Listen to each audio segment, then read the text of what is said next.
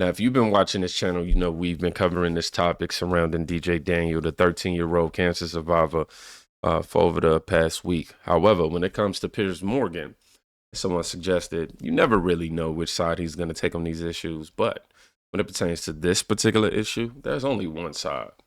And that's just the human side, man, having some sort of moral compass. I don't care if you're on the left or the right.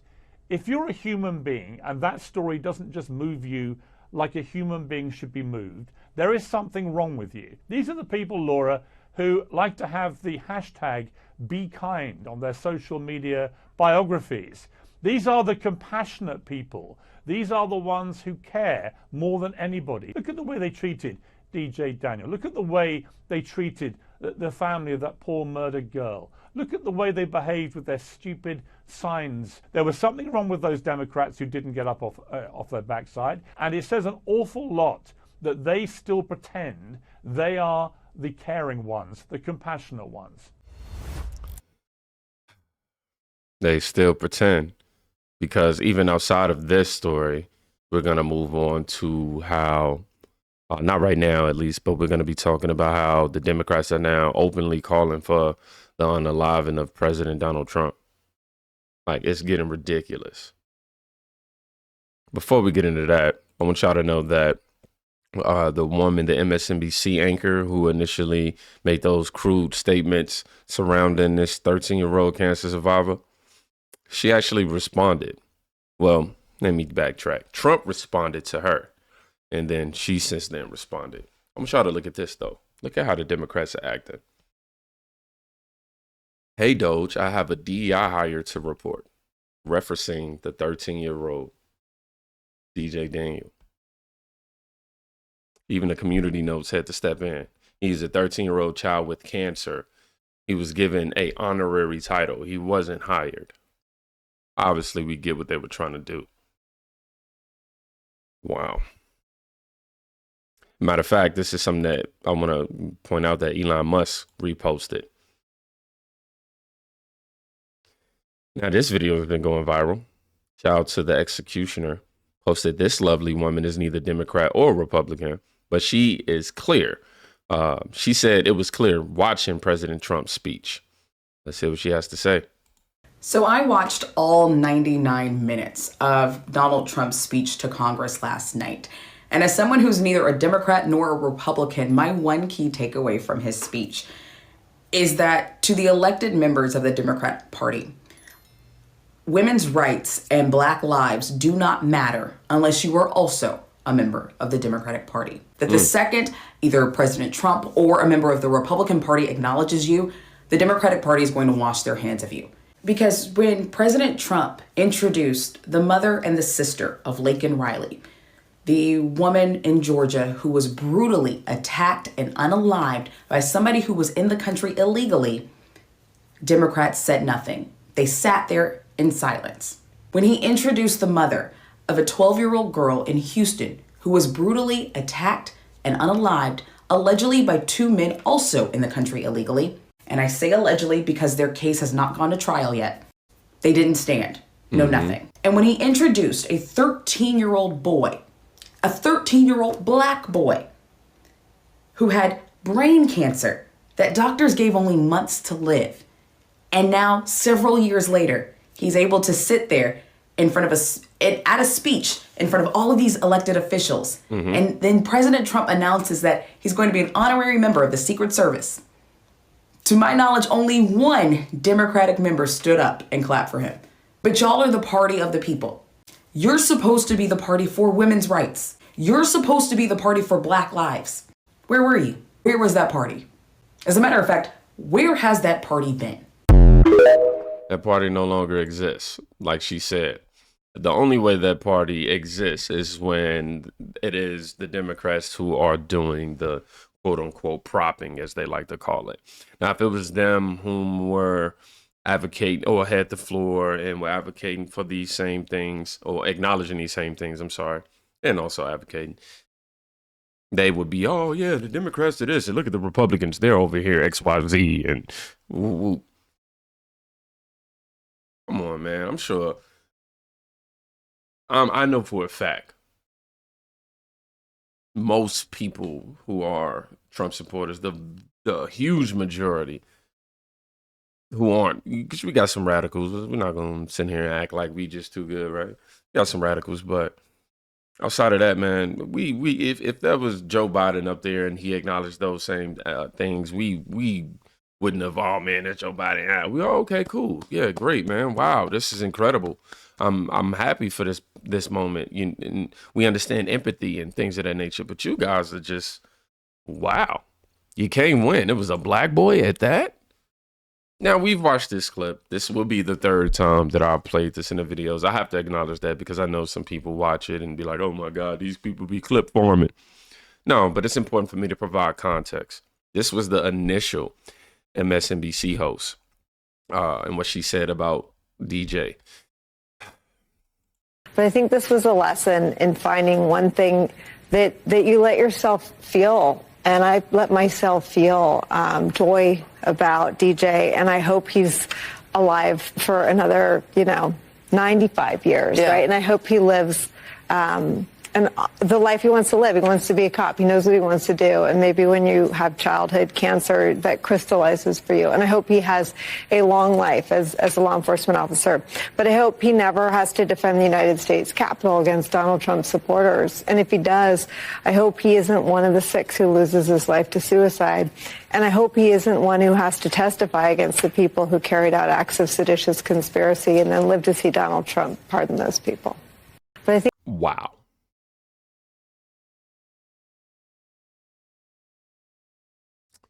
Every time you hear it, it just sounds like, ugh. I won't bother to even give y'all a speech during this transition of this clip. I'm just going to play it. Worse than CNN is MSDNC, which is the worst. And the good news is very few people watch them anymore. They have lost such credibility. And frankly, what Nicole Wallace said, I've never been a fan of hers, and she's not very talented. But I'll tell you, what she said the other day about that young man is disgraceful. She should be forced to resign. And Rachel Maddow should be forced to resign. Nobody watches her anyway. I don't know if it's not possible they pay her as much money as I hear, but certainly she's lost all credibility, both of them. But what they said the other day, they should be forced to resign about that young person who was suffering greatly worse than suffering brain cancer. I don't know exactly that's what I was going to say, but yes. Now, she tries to double down on what she says. I love what I do. I'm not going to lie. In this moment is why I realize I love what I do, because I love the fact that I'm just the middleman. I'm just the guy saying, hey, you haven't seen this? Let me just show you. Well, first, I tell you, hey, look, this happened. Did you know that? Let me show you the proof. Instead of me saying she doubled down, you listen. So, it's time to do something different. Like, we're not going to have this conversation again. I have come on the air with breaking news about requests for gag orders because of threats for judges and their kids more times than I could count today before I got ready. And Judge Ludig, I think it's time. I don't know who has to write the banners at the bottom of my show. I'm sorry in advance. But Donald Trump broke the rule of law. And we should cover a broken judiciary in this country. Donald Trump managed to delay every federal criminal trial based on facts that he barely denies. Donald Trump managed to enlist the Supreme Court in a delay process, the highest court in the land. Donald Trump brazenly and repeatedly attacks not just judges, and I've had the privilege of sitting across not just from you, Judge Ludig, but from Judge Esther Salas, whose son was assassinated by a crazy person. Judges don't have Secret Service protecting them. They don't even always have, her child answered the door. What are we going to do different? Because Donald Trump sure as hell isn't changing. How does this make her seem like she's justifying what she said? Think about it. On the basis of her attack for that 13-year-old child was her hatred, or TDS rather, for Donald Trump. And because of that hatred and that rage for Donald Trump, she's like, hey, anything that this man does is XYZ negative. Instead of saying XYZ negative. Hence why she brought up the situation at the Capitol and telling him, the whole narratives about what happened with the suicide situations and all that. Now, you have her in this clip right now, seemingly frustrated, going, look, Donald Trump is this person. He's somebody who's basically, disgusting and caused all of these issues in America, whatever the case. And on that basis alone, he's not apologetic, not even a little bit. Look at the comments. So this BR, something different is to attack a 13-year-old cancer survivor who is also black. And they called her racist, who hates kids and people who have cancer. TDS is mutating and Nicole Wallace is definitely infected. Going to be impossible to find a vaccine for this. LOL. These people, man. Nicole Wallace over there at MSNBC should be fired. I mean, she really should be fired. The cold-heartedness, the dark heart she had is just beyond the pale. We're talking about the young man, 13-year-old, brain cancer, was given a Secret Service status by the president last night. Was there a heartwarming moment? The little boy, he started hugging the Secret Service director. It's like, what? Oh, and let's not even introduce the fact that he was a young American of African descent, hugging his white dude, and the whole chamber, half the chamber, standing up cheering for it. No, Nicole Wallace, the Democrats, well, they sat on their hands, and Nicole Wallace basically said, well, I hope that he gets his wish to become a police officer, and then I hope, he doesn't have to defend the Capitol in the January 6th type scenario, and then end up killing himself, because of, what, hate for Trump? You can't justify this. I mean... Oh, she tried to. She justified it by basically saying Donald Trump is a criminal. I mean, they've gone way beyond the pale. Trump derangement syndrome is real. Nicole Wallace is deranged. She should be fired. What do you think? Do you think Nicole Wallace should be fired? I would love to know your opinion. Now, this is the full clip on what we seen in the very beginning with Piers Morgan speaking on the situation. Let's go ahead and check this out. I'm going to get a position real quick so y'all can see it on our big screen. Sometimes my calculations be wrong. See? Why I always get that wrong? Man. All right, let's get to it. Now, Piers, the media, the kind of, again, never Trump media, they made it worse at times last night. This was a moment on MSNBC with Nicole Wallace speaking of the child with cancer. Watch. The beauty of that child is the tragedy of the Trump presidency. He wants to be a cop. He knows what he wants to do. I hope he has a long life as a law enforcement officer. But I hope he never has to defend the United States Capitol against Donald Trump's supporters. And if he does, I hope he isn't one of the 6 who loses his life to suicide. Piers, what was that? One of the most disgusting, shameful, reprehensible things I have ever seen on the news in America. And the bar was pretty high for that accolade. I thought what Nicole Wallace did last night in taking that boy's story and in a weirdly dystopian, horrific way, asking us to think about whether he might kill himself. What on earth was she thinking? Why is she still in her job today? Why has nobody at NBC watched that back like the rest of us, aghast in horror, and said, you're fired? Because that was a disgusting thing to do. And she wasn't the only one at MSNBC. Rachel Maddow, in a laughably ironic rant about don't politicize this boy's story, then politicized his story. And they couldn't get their heads around it. Again, Laura, it was the lack of humanity. I don't care if you're on the left or the right. If you're a human being and that story doesn't just move you like a human being should be moved, there is something wrong with you. There was something wrong with those Democrats who didn't get up off their backside. There's something wrong with those MSNBC anchors. And it says an awful lot that they still pretend they are the caring ones, the compassionate ones. I don't get it. I will never understand it. I would never understand it. Please, somebody make it make sense.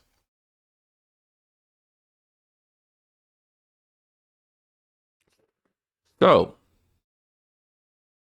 remember in the beginning of this, I told you that on TikTok, it is now becoming, common, everyday thing at this point, where these videos are popping up where people are calling for the unaliving of Donald Trump. So much so that, if I even show you that, this Florida man was arrested for threatening to assassinate President Trump. He also told the police that he was going to send weapons. Yes, he said he was going to send weapons to blow up the Trump Tower. A Loxahatchee man is facing charges after police say he repeatedly called 911 threatening to hurt President Trump. According to police records, the calls came in around 11 at night on February 26. Officers say Justin Blackston, who referred to himself as Justin Blaze, made several claims on the phone saying, quote, "I want a ride to the airport to go to the White House and assassinate the president." Also telling 911, quote, "I want Donald Trump at my house tomorrow is his last day on earth." Investigators say he then told operators he was sending weapons to blow up New York and Trump Tower. Blackston has a history of mental illness. He faces multiple charges, including making false calls to 911 and threatening violence. A Loxahatchee. Huh. Okay. Well, they just said he had a mental illness, So, how can you say? Look at me right here. We all know it needs to be done, right? If I do it, are y'all going to convict me? Because somebody got to do it. Look at me right here. Oh, okay. Well, that's just one other person. That's just one, you just fucked two. I keep seeing so many videos of people asking what we're gonna do as Americans when it happens. So here are just a couple of ideas that I came up with. Number one, scream in the streets. Specifically, USA! USA! Yeah, just run, scream in the streets, Who cares? Number two, blast No One Mourns the Wicked at the White House. Make sure JD Vance and Elon's asses are in there. It will be a 24-hour No One Mourns the Wicked ceremony. Number three, all black people will be having cookouts. I'm letting y'all know this now. The black people, especially we, will be celebrating. So make sure to support black businesses, especially local black businesses. And if you're not invited to the cookout, you know why. Number four, annoy the shit out of all of the Trump supporters you know. I don't care if you cut them off, as you should, but they will never hear the end of this shit. Well, these people more crooked than my lining.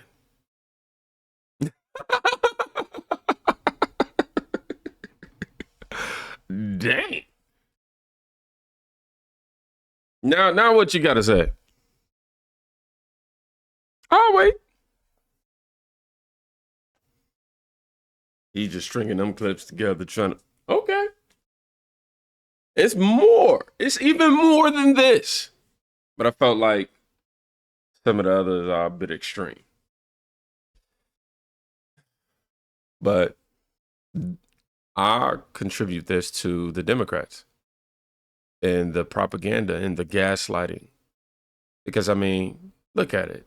Donald Trump was literally giving out accomplishments or things that he's accomplished since being in the office that benefited everybody, including us.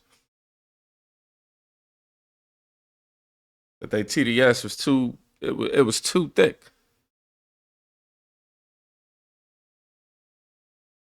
And that is because of the rhetoric of legacy media, these grifters, and everybody telling, how do I say, how did Boosie say, hypnotizing us with hatred for Donald Trump.